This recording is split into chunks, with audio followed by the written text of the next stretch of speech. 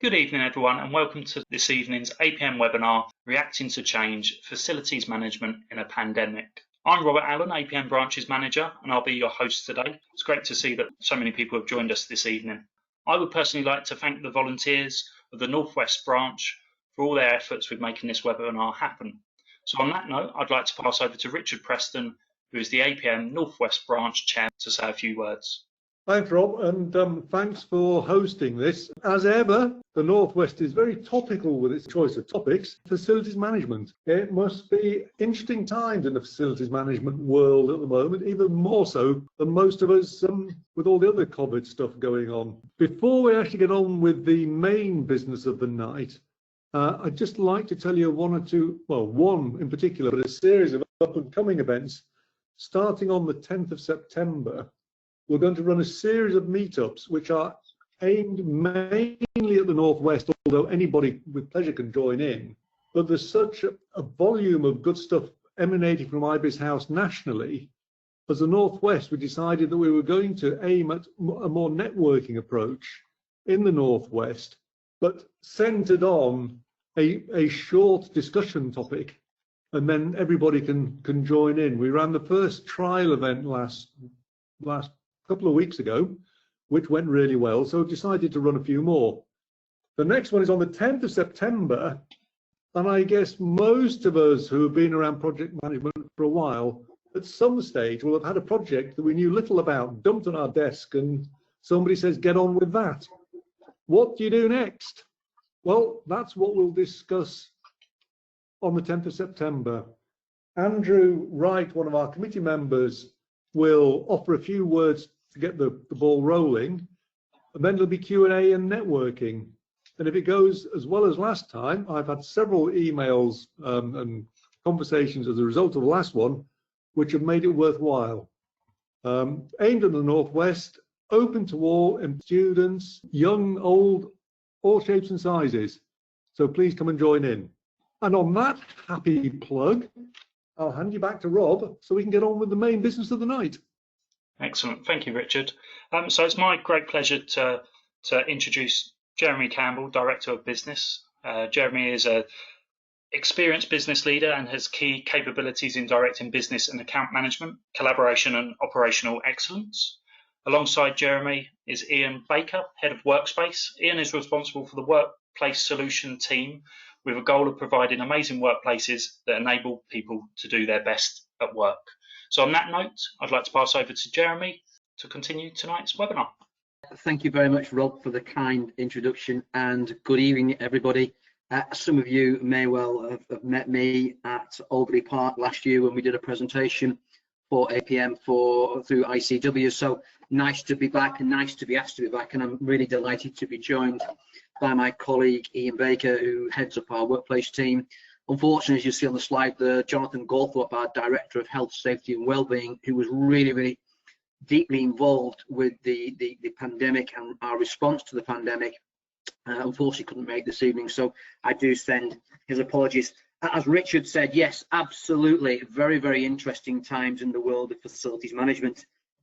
And generally, if I was to say to you that I think the current figures in the United Kingdom are 308,134 confirmed cases by Public Health England, 46,413 total deaths to date, and a 14-day spike in average, taking us up to 950 new confirmed cases each day. So the one thing is absolutely constant in our world, and that is change.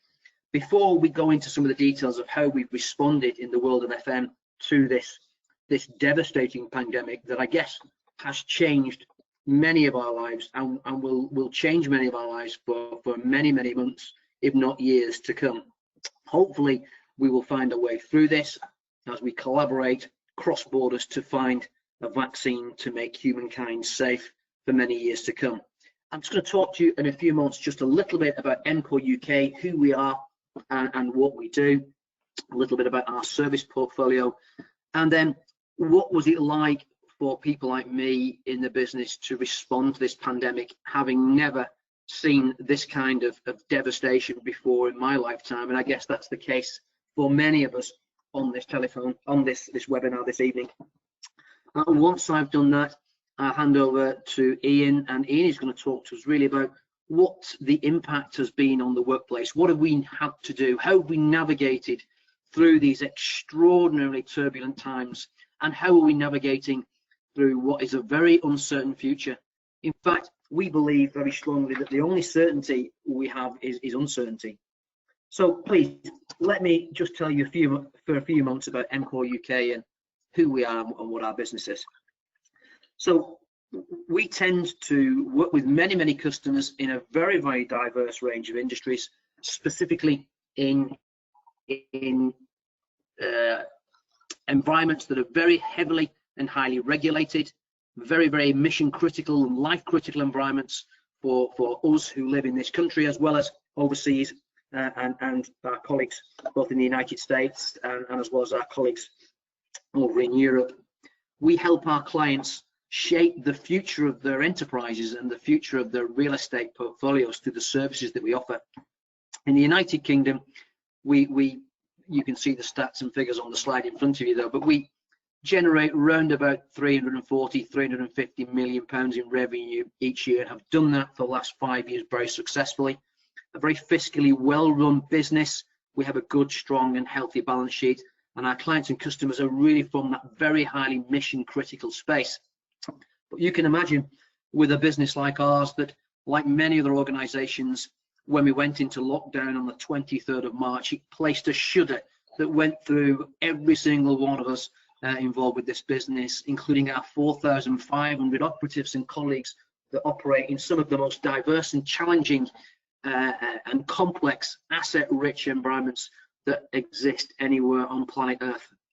One thing I would say about our business, we heavily rely upon standards. We run our business through standards, and these are not just standards so that we can tick boxes or gain accreditation or gain some kind of marketing edge against our competitors. We believe very strongly that using organisations like the British Standards Institute, who are a Royal Charter business, that we are there to make business better, to improve business, to continually look at different ways of doing things in a better way than we're doing them today. We live in a finite world with limited resource. Our drive to create a more sustainable future for everybody and all life that lives on our planet is absolutely key. And we believe that through standards, we can achieve a wide range of change and continual improvement. So our standards cover collaboration, we cover cybersecurity, we cover 20,400, which is not on that slide, which is sustainable procurement. So we believe very strongly in ethical procurement on very highly key works around standards and codes of practice. Basically, we have a leading agenda in and around the sustainability aspects of facilities management. So we really strongly believe that we can achieve a carbon neutral world. We believe that it can be done through collaboration across business in the United Kingdom, across business in Europe, as well as overseas, as well as bringing governments together with both private and public sector to find a carbon neutral world that blows a hole really in the Paris Summit goals and targets. And we must never forget that whilst we're in the middle of a pandemic, our bigger threat still remains the collapse of our ecosystems, the collapse of our planet, the collapse of our oceans as we continue to pile single-use plastics and create what is effectively no longer a beautiful array of marine life, but really as a soup of plastic. We believe that we can create effective workplaces where people are safe and free to learn and free to work with each other, no matter where they come from, no matter what their race is, what their religion is, or certainly what their colour is. And we strongly believe that when people work together, when they collaborate together, when they share knowledge together freely and openly, and when they start to collide and speak, by collaborating together, by sharing knowledge, by sharing insight, by freely encouraging diversity and equality, that we can bring people from all over the world together to collide with ideas, to innovate, to learn, to thrive, and to really make a dent in the universe, to use a quote from Steve Jobs. Then we move on to the next slide. We've got 4 service categories that we use: experience, create, enhance and transform. And very briefly, our experience portfolio provides highly integrated, highly collaborative relationships for our clients and customers. We provide a variety of facilities management and workplace solutions across a broad spectrum of services, from maintenance services through to cleaning, hygienic services, reception, reprographics, all the way through to energy management and energy solutions, as well as catering, hospitality and maintenance. In our Create portfolio, we do a lot of project management and a lot of transformational work inside the built environment. We provide our clients and customers with services all along the REVA 8-stage project management program. You can select 0 to 7, whichever piece you require as a client and customer. In our enhanced service portfolio, we provide asset maintenance services, but with a slight difference to some other organisations. We focus on digitally connected services. We use a lot of deep machine learning and artificial intelligence to provide us with deep, actionable insights to ensure we're unlocking value for clients and customers. We do this with operational excellence, and we also provide a lot of work around digital twin. And then our fourth service portfolio is Transform. We do a lot of work with strategic high value solutions. So we provide customers with energy solutions, sustainability consultancy, well-being consultancy, as well as asset management solutions and workplace strategy and transformation. Finally then, just on our company piece, my guess, if we go to the next slide here, my guess is that more or less everybody has probably touched directly or indirectly some of the services that we help support here in the United Kingdom. For example, with NATS, our National Air Traffic Services, we provide support to the air traffic controllers that until very, very recently, when this pandemic hit, 250 million passengers travel through UK airspace safely each and every day. You've probably all touched the services that we provide at some point in your lives. Yeah, at NATS, for example, we helped the National Air Traffic Control Team until very recently keep 250 million passengers who travel through UK airspace each and every year safe. Let's hope that that soon returns. With the Atomic Weapons Establishment, AWE, we support the nuclear warhead, which means that we have to be very highly secure in the way that we deliver our services and our business. As most of you will know, Trident is in 3 parts. It's the launch pad, the submarine, and of course the warhead. With GSK, we help keep the science going. We support biohazard level containment 2 to containment 4 facilities and enable GSK to do the detailed research to ensure that human life can be maintained for as long as is practically possible. And with BAE Systems, I was talking to Richard earlier before the call started. We keep Eurofighter manufactured here in the United Kingdom. We keep the Type 45 being manufactured in Scotland. And we're now supporting the new Dreadnought program at Barrow-in-Furness as we plug in new opportunities for employment and growth in what has been traditionally a very depressed region. And with United Utilities, we're all from the Northwest. It is the finest water in the world. I'm sorry for those of you who don't live in the Northwest, but it's true. We provide support to the water catchment area, to the reservoirs, to the water treatment works, as well as the wastewater treatment works all across the region, supporting 2.7 million domestic households and over 200,000 businesses. And then very, very finally and lastly, with government, we support the Defence Crisis Management Centre, which is the bunker that sits 7 floors underneath Whitehall. It's a nuclear-proof and biohazard-proof bunker. Clearly, that is the place we would have to go if Armageddon really did happen. So a very highly secure business. Let me just move forward very, very quickly. Reacting to change. I mean, we really are at a crossroads of converging forces are radically changing where and how we work. And Ian in a few moments is going to go into some details around that. But work is changing, the world is changing, change is accelerating, and growth and uncertainty is probably the only real certainty. And I had the I guess, difficult position. I sat on the board with EMCOR UK, and when we went into lockdown on the 23rd of March, it really hit home to me what it really means to have some level of responsibility in a business. I sat on what we set up, was called a GOAL team, a business continuity team, but more importantly, a team set up to deal with organisational resilience, those small left of centre changes that can disrupt the business very, very quickly.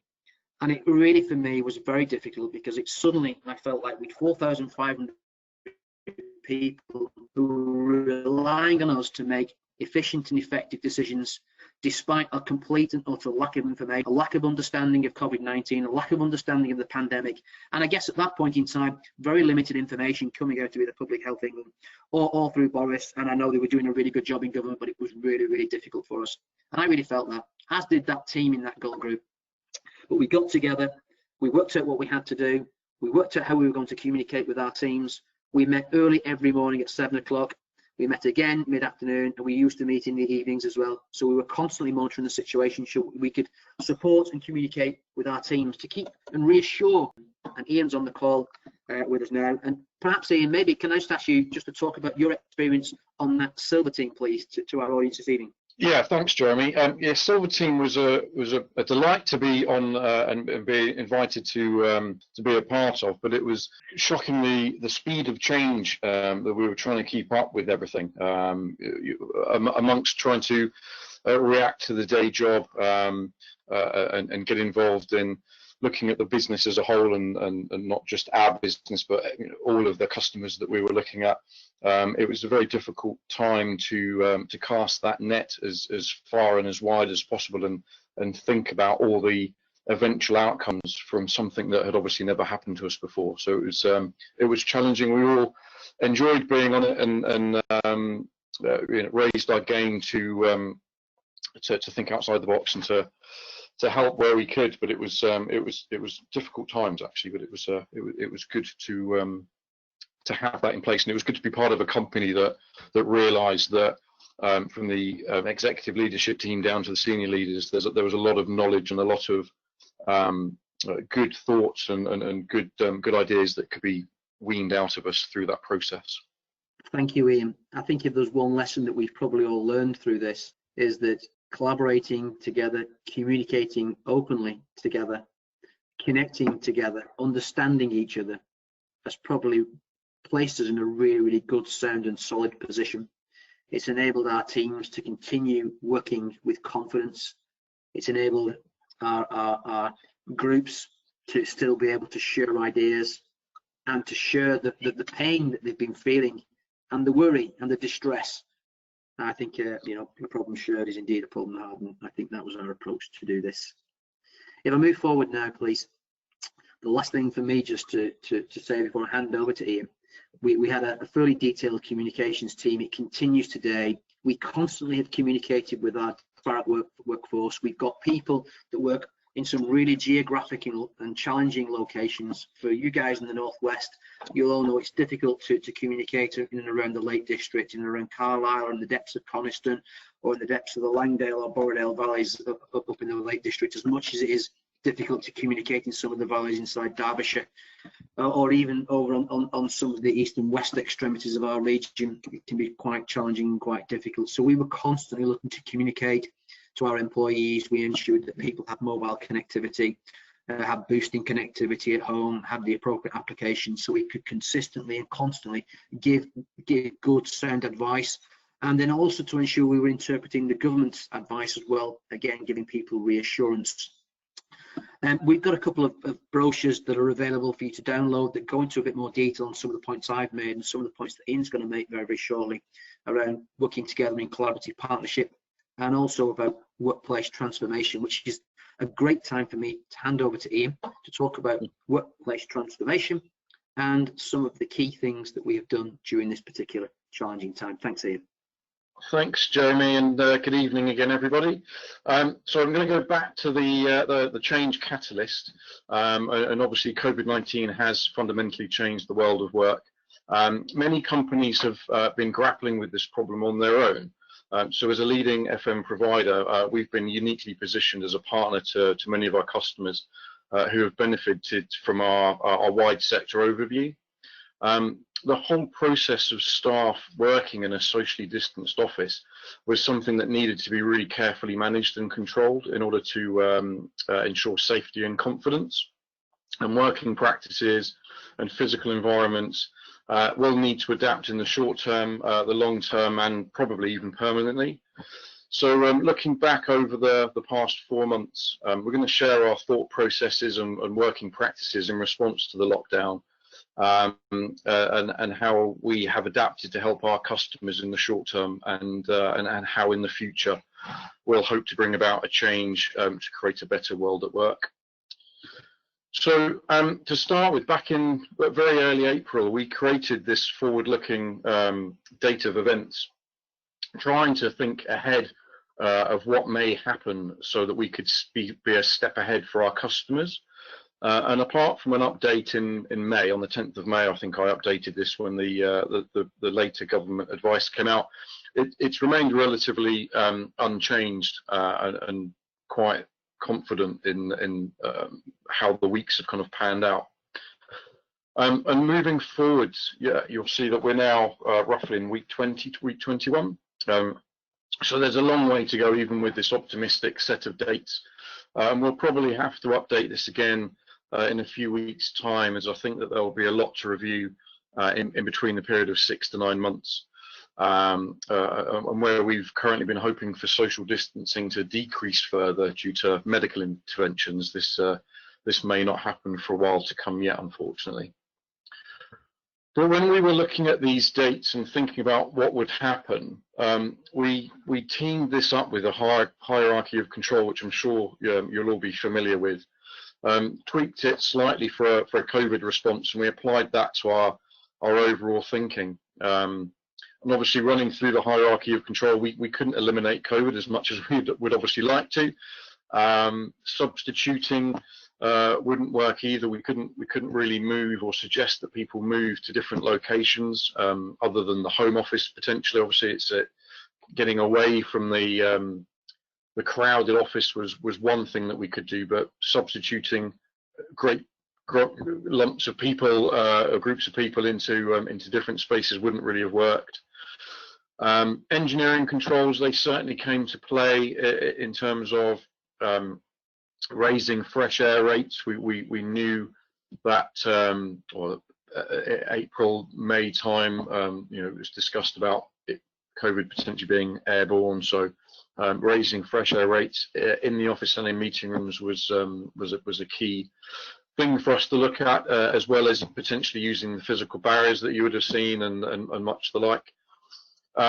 Admin controls were clear that was going to be something that we could lead to changing the behaviours, and that would be a key piece for us to implement so that we could avoid PPE, which, as you all know, is obviously the last resort. Although it's interesting now, obviously we're at that point in some situations with the mandatory use of masks, and that's obviously happening in shops, and it may well be happening in some workplaces as well. So we have unfortunately reached the bottom of the hierarchy of control. Managing change, though, I mean, so obviously when it comes to managing the change of people, there are two general rules. You either push people to affect the change, or you can lead them to affect that change. And if we look at leading people through the change, this method obviously involves the most amount of people as you engage and you deliberate. You decide together what the outcome's going to be, you champion it, maybe defend it a little bit, and then you can implement it.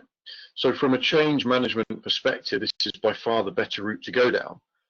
By discussing the changes that are required with the people it will affect, you have a much better chance of firstly engagement, and secondly of long-term adoption.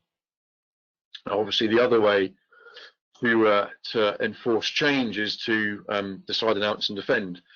And the challenge we faced was to react to COVID-19 for the safety of our own employees, and to also think about the operations that we were responsible for on our customer sites, to ensure the safety of our employees and their employees.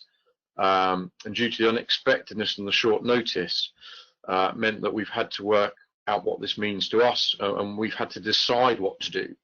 And then we've had to announce that, probably skip defend, just because there isn't time to defend your decision in some of these ways, and then implement it. And you probably see parallels of that in our wider communities. But the problem with decide, announce, defend. Although it's the quickest way to introduce certain measures, it often leads to those measures being abandoned. And again, you may, I wouldn't like to point out where they might be, but you may see parallels of that in our wider communities. So that's the problem that we were facing. We essentially just had to look at the data and the information that we had, gather as much of that as possible, and then just decide what we were going to do on our customer sites. So we had to make changes to the way us and also our customers' employees use their spaces pretty much without consulting them. Obviously, we were liaising very, very closely with our customers, but in terms of the people on the ground, the workers, they were obviously focusing on what they were doing and needing to do their jobs, and we had to make changes to them rather than discuss and liaise with them. So we focused on shared spaces initially, and you're welcome to read what's on the screen there. But the overall point is that we decided, we announced, we skipped defend, and then we implemented it. But we knew that without additional measures, the implementation would eventually be abandoned. And we also obviously looked at work spaces, so shared spaces, obviously where people come together at either on purpose for a meeting potentially, or in the cafeteria, or just in the entrance. So there's lots of areas where people accidentally bump into each other, which usually in the workplace consulting world we really like that to happen, and now we had to try to focus on keeping people separate. And obviously the workspaces is the areas where they would be spending most of the time, so at their desk, or again, circulation spaces within their bespoke office areas, or small meeting rooms, large meeting rooms, etc. We had developed a fully thought out and detailed set of behaviours, and from there we needed to develop a set of appropriate behaviour signposting. Now, obviously, for those of you on the call, if you've gone back into an office, chances are you will have seen some similar signage to these. And although it might just look like a sign, there's obviously a huge amount of thought gone behind what they actually mean to us in this pandemic situation. But the reason why we needed them is that if left unchecked, we'll just revert back to being the social human beings that we are. When we all start to go back in the months ahead, it's going to be very difficult, if not impossible, to stay apart from trusted colleagues who you're used to spending more time with probably than your own family.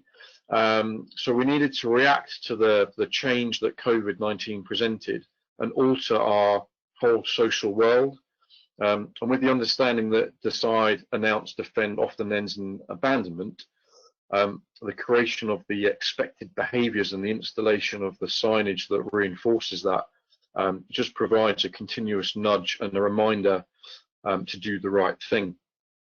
Now, we obviously, for our customers, look and feel is everything, so we quickly develop these into usable products, and remembering that this was all done probably within about 4 or 5 days at the very early stages of April. Just a few weeks into lockdown, actually. So once we had that, we deployed a full range of these behaviours across many of our customer sites. And it was interesting at the time. I'd be waking up every morning as Jeremy was dialing into the gold call and looking to see what peers were saying across the industry, and there were so many naysayers about social distancing. I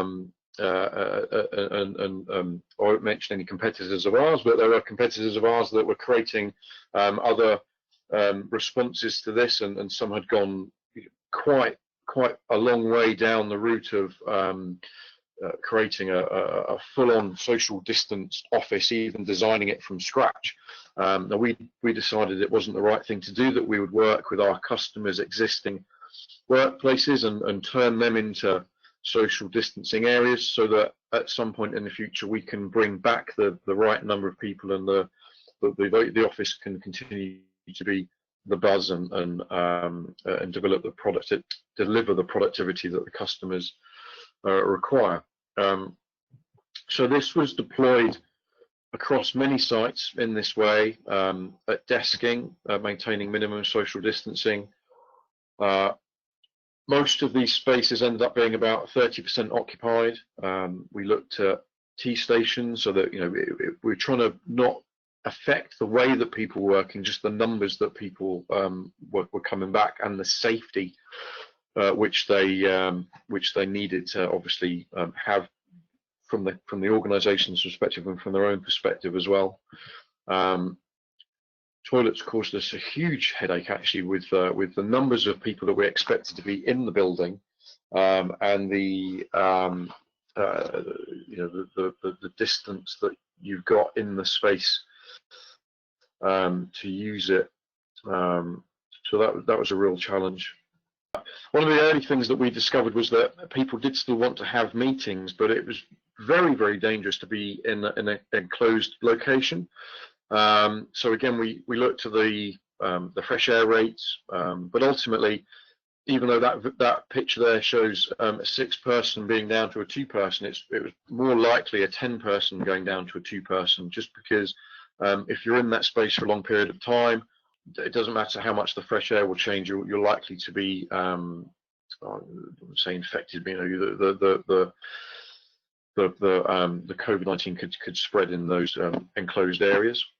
And we've done it in our own location as well. And Jeremy, you've recently visited our Manchester office, which this is a picture of. And I'm just going to ask what your experience of working in the Manchester office has been.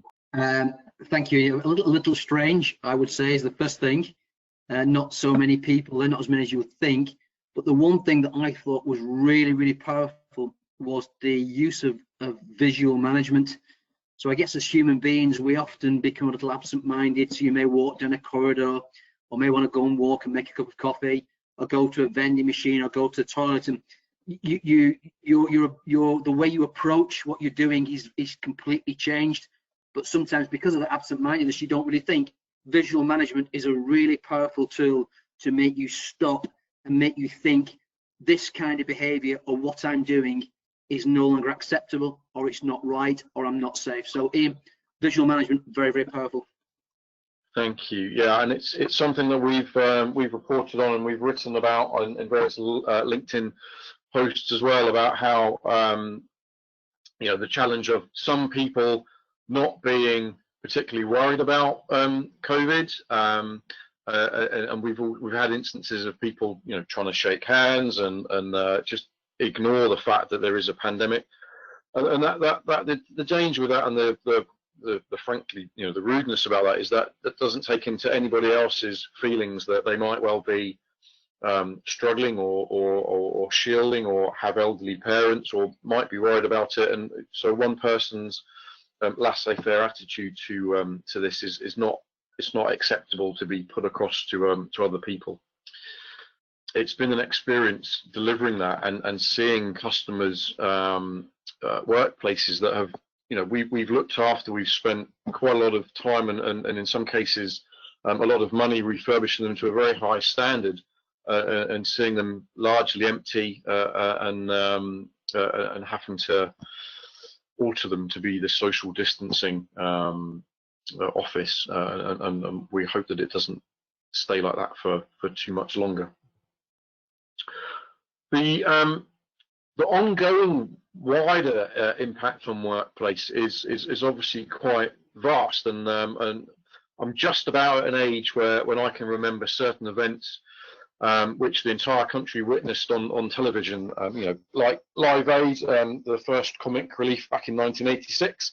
And it was interesting then that there was a feeling that everyone was involved in the same experience, and that was quite a unifying thing. And it's a feeling that we don't really get anymore.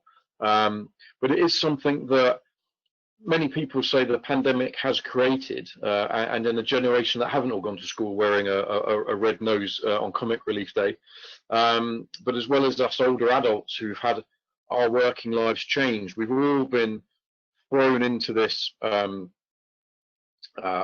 scenario not expecting it, and it's changed our lives, and some for good and some obviously for worse. These are just some headlines, and these are the positive headlines. I think actually there's quite a few negative ones that I didn't want to put on this this presentation, but you know, that there will be no back to normal flexible future. Brits expected to call time on office life. That's a bit sensationalist, I think. Perhaps it is goodbye to the crowded office, but for me it's about taking this situation and trying to find the good bits in it. You know, accept that there was bad ways of working. There were very bad practices that we'd all just fallen into, and if we had another couple of hours I could probably track that back to the Industrial Revolution, but I won't do that. But you know, we have just gone into this world of work with our eyes shut, and I think this has now really opened them. And we can see that through a lot of surveys that have happened. I mean, everybody was very quick to jump on creating these surveys. ICM, YouGov, and Ipsos have all done their own surveys. We've done our own internal one as well. But there's been some fantastic stuff that's been created, and looking at these ones, there's actually a wide range of statistics that come out of this. So part of my role is always looking at evidence and always aiming for evidence-based solutions and evidence-based change. And these three questions stood out for me because they pretty much say the same thing.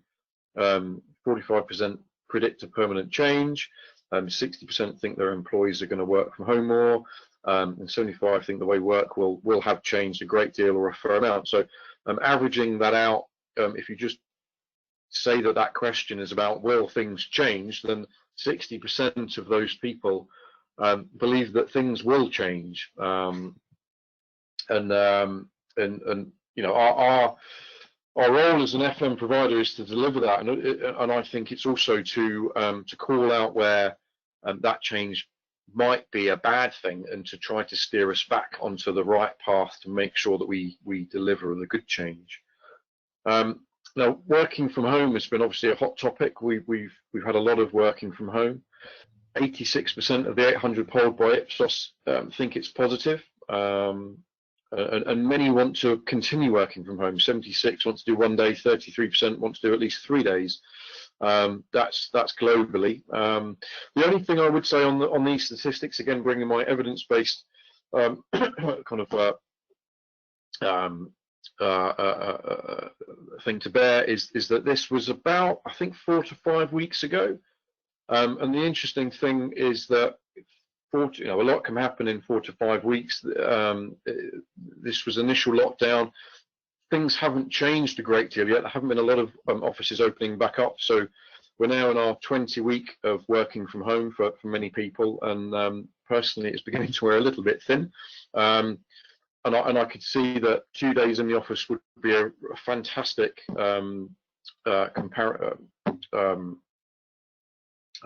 thing to do. It would really relieve the anxiety and the stress of working from home. Prior to COVID, there had been a survey done by Stanford University that suggested that there's a productivity boost when working from home of about 24%, or at least a productivity boost for those that have the flexibility to choose where they work. And I think that's going to be the key coming forward. So to do a brief recap, you know what, I won't do a recap. I just want to talk about these. This was the Leesman survey. So we're very proud to be partners of the Leesman survey, and I'm an advanced practitioner. You might notice that the previous surveys were in their thousands or hundreds, whereas Leesman are already up to 740,000 globally worldwide for their office survey, and up to 10,500 for their home working survey a couple of months ago. These two slides focus on what activities are better at home, which you might assume would be the case, and also looking at the activities that are better in the office. And this is why the office isn't dead. We still need to have places where we go and share collaboration and innovation and creativity with other people. You know, that will absolutely need to happen, and is the thing that will drive business forward. So the office is not going to disappear, it might just change slightly. So reacting to change, I think for me, in times of crisis and uncertainty, what we need to realize is that we'll often reach for the information that is the most readily available to us. We usually reach for the information that supports our own views, the information that reinforces our unconscious bias and how we think the problem should be solved. And unfortunately, this is often the opposite of what we should be doing. We need to realize that in times of crisis and change, we need to gather as many variables as possible and as many different viewpoints as possible in order to make the good decisions. And as Jeremy said, change is one of the great constant things that we've got going at the moment, and it's actually been a cornerstone of many professions. You know, all of us manage change in some way, shape or form, and to a certain degree. We often think that change blindsides us, or that we don't like change, but in practice it's not the change that we don't like, it's the fact that it's been forced upon us or is outside of our control. And that's everything that we've experienced so far. Personally, I don't like referring to this situation as unprecedented. I think it's overused and it doesn't really add anything towards our understanding of where we are now. And I think if we think of this as just unexpected change, I think we stand a better chance of breaking it down into issues that are the smaller problems which will have a better chance at solving. But it's important that we recognise that more change has happened to us in a shorter period of time than ever before, and which has meant that our usual way of dealing with it has needed to be adapted. But I hope that we can now use this situation to adapt and change and ultimately create a better world at work. I'm now going to invite Jeremy to talk us through what comes next. Thank you, Ian. So for us as a business, and we believe all business should take a lead on this, is what happened at Davos 2020. So organisations looking for purpose as opposed to profit. So our organisation is focusing on a better world at work. We are focusing around a lot of the global goals, previously known as the UN Sustainable Development Goals. So our role is to work on zero poverty. We want to ensure that people who work in the facilities management industry are not in that poverty trap, because we do indeed employ some of the lowest paid people anywhere in the world. We've got a very strong belief that there should be no more hunger. We certainly believe that that life on land and life in sea has equal rights to our plight from a sustainability perspective. So we are really pursuing the net zero carbon agenda with absolute rigor and absolute aggression. I think finally, you know, Ian, as you said a few times there, I think COVID-19 has unified lots and lots of people from different walks of life, different professions, even from competitors in our own industry, as well as competitors in other industries. I think we're unified together for common purpose, to strive to share information, share knowledge, to innovate together, to share really a finite resource for a better world tomorrow. So for me, what is next finally? I think that the advent of reimagining the workplace is certainly here. I think that digital smart buildings will play a massive part in our future. And by smart buildings, I mean, you know, fully connected, intuitive, sensitive, automated, that fuse with people, knowledge, data, systems and process to make our world a better world. And finally, before we move over to Rob, in terms of any questions, we do have some brochures for you, which you can take away. Please feel free to visit our website at www.emcoruk.com. There's a lot more know-how information there, a lot more brochures information, and in particular our Workplace 9 brochure, which is a guide to delivering a confident and safe return back to work along the lines that Ian has said, would be a very useful and practical download and a good practical takeaway for you. I think, as Ian also mentioned, that we could spend an entire university semester talking about the response to COVID-19. I hope that in 40 minutes or so that Ian and I have managed to give you a flavour and a good feel for the challenges we've had, what we've done together, what we've done as a business, to try and make workplace safer for our employees and for our customers, not just now, but into the future. So with that, Rob, I'll hand back over to Rob, and thank you very much for attending this evening, and we'll be delighted to take, Rob, any questions that you may have. Excellent. Thank you, Jeremy, and thank you, Ian. Great presentation, and thank you for sharing how you overcome the challenges. I'll start off by saying that we've had some lovely comments from the attendees. So Ashok has said, loving the slides. So thank you for sharing those. So first question is from Catherine, and Catherine says, what was the biggest challenge in communicating to your dispersed workforce during the early stages of the pandemic? Gosh, shall I take that, Ian? I think you can, yeah. Yeah, the biggest challenge, Catherine, it's a good question. It's a really, really good question. I think communicating the right message. Back in March, April, there was so much misinformation. No one knew what was going on. Nobody knew what to expect. The shelves in shops were being stripped bare. You couldn't buy anything. People were almost, I guess, in a state of delirium and uncertainty. So communicating the right messages concisely and precisely, and alleviating fear, that was the biggest challenge. And I have to say that we didn't get that right initially at all. I would say that would be an answer, Rob, the communicating the right thing. Yeah, no, communication is definitely key, and especially around such a sensitive issue at the moment as well. So thank you. So David's asked, what happens next to future of work? Well, gosh, that's definitely one for Ian. Ian, that's one for you. It's something that I spend a lot of time thinking about. Obviously, too many mornings and too many evenings. I think the interesting thing for where we are now is we've probably jumped about 10 years down the line to where we've been trying to push the workplace. I've spent a long time talking to people about how work should be flexible, how people should choose where they work, not one person, one desk. The whole pandemic has just forced everybody to accept that it is possible to work from home, even those that had said, there are certain roles that just have to be in the office. Well, that they are now working from home, and they are now, by those statistics, working relatively productively and successfully.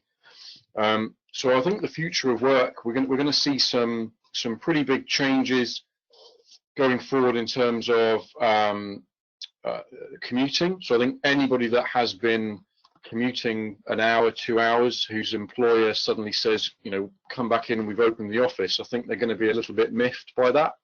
I think that there's going to be quite a bit of pushback for them to say that they want to work from home more. But I also think that the office will need to change. I mean, at the moment, it's been a place that we've gone to sit at a desk, many of us putting in headphones because we've got distracted by the loud person that we're sitting next to. We've traveled there, we've sat there, we've looked at our laptops, we've put our earbuds in, we've gone home again, and that has been a complete waste of time.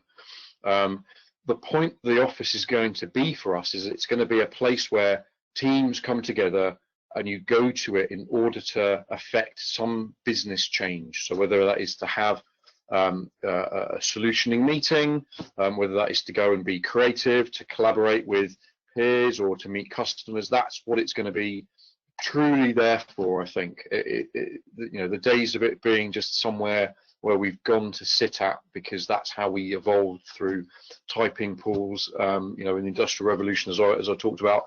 That's the reason why the offices were created, and I think that we've reached a point where this can be that catalyst for change, and I hope it does happen, and we don't just revert back to some of the negative ways. Excellent, thank you. So there's additional questions coming in, and I think there's two that probably flow if I've read them correctly. But the first one's from Paul, and he said, how did you manage your clients when you needed to take prompt control of their building to protect your employees and theirs? That's a great question. Yeah, I think it's a good question. Do you want to maybe give your example of the not to be said location that you worked on, Ian, with that? Yes, yeah. I mean, we're fortunate in that we have already extremely close links with many senior people within the customers that we manage. It's a true partnership arrangement. So from that perspective, we were working extremely closely with their senior leaders. So where we had this 4 or 5 day period of very, very quickly trying to react to this change and looking at the behaviours, they were instrumental in that process, which was invaluable, because obviously they have reporting structures and reporting lines from the people on the ground, and if there were any complaints or there were any non-compliances, shall we say, they had to be fully briefed about what we were expecting to happen as the specialists, the behavioural specialists, and that's how that link kind of really worked. I talked through about doing stuff to people rather than engaging with them, but we were actually engaging very closely and very quickly with those senior leaders. Excellent. Thank you for sharing, and I hope this one follows on, but it's from Phil, and I hope you don't mind sharing, but he says facility management services presumably now cost more to mitigate the virus problems. Are clients prepared to pay more? I don't think. I mean, it costs what it costs. If we've got to put additional sanitizer, additional cleaning people, additional security, additional signage, it is what it is. The difficult times, aren't they? I've not seen any of our clients and customers that have said to us they're not prepared to pay. But then again, in most cases, most of what we do is in like a fixed price or a guaranteed maximum price environment. So we're not doing as many services in some cases, so therefore we're able to spend money in a different way. So it hasn't really cost anyone any more money. So I can't really make any comment for other organisations, but that's about the utmost honest answer I can give you. That we do the best that we can for our customers inside the budget envelopes we've got, and no one's complained. Well, we've had to say, hey, it's going to cost more money because we need to use some different types of disinfectants, or we need to increase the amount of sanitizer in your locations, for example. I don't know whether Ian, you want to add to that. No, I mean only the very quick work that we did. Obviously, everything that we do as a workplace consultancy affects an additional fee, but there was no qualms in reaching into the funds to instigate that at all. It was probably the quickest purchase order that I've ever received, actually. So yeah, not been an issue. And I think really from the customer's perspective, the change was thrust upon them as much as anybody else, and they needed to make a change, and we were the instigators and the people that could do that for them. Thank you. Ashok has asked, working within the office, you've outlined really clearly, so thank you. But how did you handle external clients? Do you want to take that, Ian? Perhaps how you've opened up some of our own locations for external clients? Oh, so what you mean? Yes. Just people coming in? Yeah. Well, do you know what I mean? For a long time, most people have had a complete ban on external customers and clients coming into other locations. I've only recently travelled to one of our customer sites, so all of this, from my perspective, has been done remotely. We've obviously had our own teams that have been working on those sites and are integral to those sites, attending daily where they can and where they need to. But even then, they've been maybe popping in once or twice a week. As it's now progressing, I mean, we did think early doors that social distancing would mean that work would continue as it has always continued, only it would continue with a little bit more distance, and obviously that hasn't really happened. So the behaviours that we put into place accounted for the fact that there would be visitors coming in. We did look at temperature, taking people's temperatures. We looked at swabbing. We looked at using Bluetooth sensors to track phones, to keep people 2 meters apart and to report where that 2 meter distance was reduced, and create some key performance indicators at the end of every day. And actually what's happened is the majority of people have just stayed away from the office. It's now set up, and it's a place where, as the dates shown, as social distancing does begin to reduce, the offices are now set up to be places of safety. And actually, if you remember looking at some of those drawings that I put up with the green dots on them, in actual fact, that was there was about 30% utilisation in those spaces. And I think most of those offices are reporting 5 to 10% utilisation at the moment. So it's been very sparse, and I think most people have just been staying away and doing what Boris and the government has been asking them to do. Perfect, thank you. I'm aware of the time. I've probably got 1 minute left. It's kind of a personal question for myself, if you don't mind. What's the number one lesson you've learned throughout this? Jeremy, do you want to fill that one? Well, the number one lesson: honesty, transparency, openness. I mean, I think we're a very transparent, open, honest business as it is, and we live by those morals as part of our values. But I think it's the biggest lesson is, you know, you've got lots and lots of employees, lots of people, they're all relying upon you.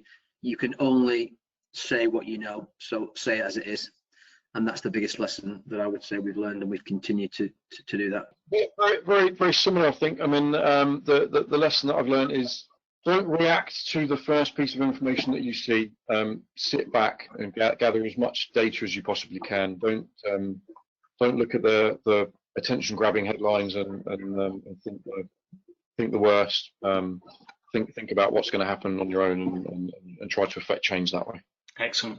Thank you. That's great advice.